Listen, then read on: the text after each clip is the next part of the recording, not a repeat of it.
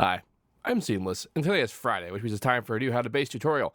And today, I'm going to show you how to make this sound.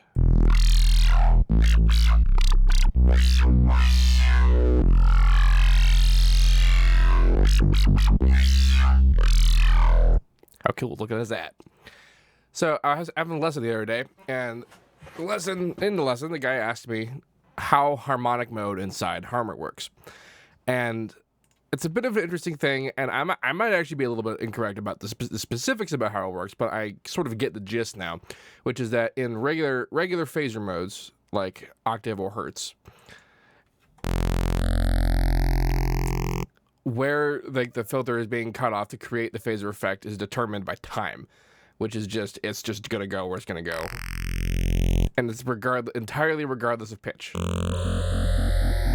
So whatever weirdness I do with like the prism or the unison, whatever, the thing is gonna match. It's just gonna go in time and not worry about what that pitch is doing. Now in harmonic mode, the phaser's position is keyed to pitch. It's a little bit like per harmonic keyboard tracking, which I mean, there's also just keyboard tracking you can use, but it sort of is a bit more interesting than that and a little bit more dense.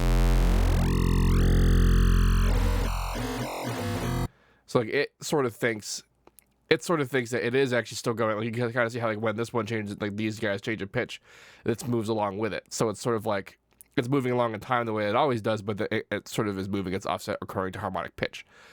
So in this guy here, what's happening is that I have created a prism shape that is this very specific motion here, and then I have linked it to modifier X, which we go over here to show you articulator. Bam. So this is a positive to negative knob. So the center is actually off. So that's why it's linked to the center up to the max there.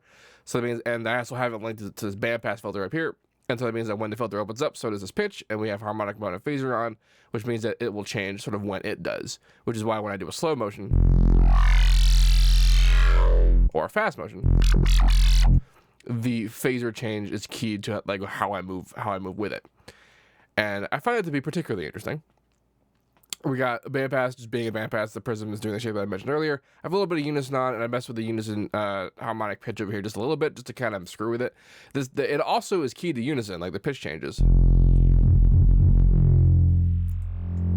So in the past, I've actually made modulations out of automating this parameter as opposed to automating the prism, but it's more or less the same result. In fact, per voice, it is the same result because unison is just changing pitch according to what this graph is saying.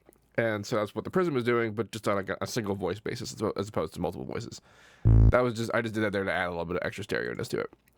So distorted it a little bit lightly and then compressed it a whole bunch. And that's this whole sound, which as far as like the steps to make it, it's pretty basic. But like the coolness about what it's doing, and also the neat sort of visual aspect of it is really cool to look at. Anyway, this patch will be available to download in the description of this video. If you have any questions about this, please let me know. Don't forget to like, comment, subscribe, and all that good stuff. And as usual, have a nice day.